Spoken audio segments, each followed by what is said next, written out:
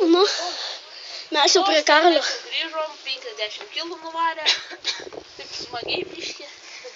Tai norėjom pakalbėti apie šiandienos įspūdžius, ką gero pamatėm ten ir taip toliau. Na, jis tik... Dabar pradėsime nuo Justo, kuris pirmą kartą tokį kelionį išvažiavo. Galima sakyti, buvo fainai su jumis. Turėjom ką paveikti. Buvo... Praktiškai klebonišką galą davažiavom. Nu jau. Ten iki dviračio gatvės kažkokio. Tai ten aš jau toli labai. Jo. Na, Man tai, pavyzdžiui, labiausiai patiko davažiuoti kitų treniruoklių, bet nu tai, ar norėtume dar patirti tokių kelionių? tai ir patirsim, ką savo galvoju. Nu gerai. Ką dar nori pasakyti? Ką norim pasakyti? Išgėrėm gal 3 litrus vandens.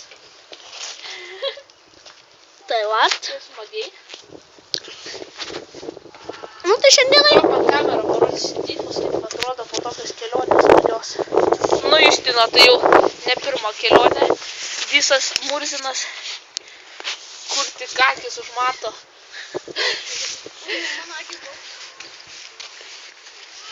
Mano va visos padangos. Skardai biškai kažkas atsitiko. Kaip ždėt pradėjo po kelionės. Apie to tai čia nėra kažkiek nieko neišmurzino, nes nešė dypo per mašlinus. Nu tai šiandien tiek. Laikinkit, Prenumeruokit.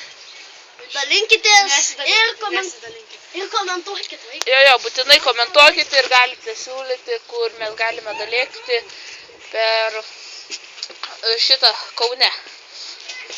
Nu, šiandien tiek, čia buvo Karolis, Justas ir Justinas. Ate.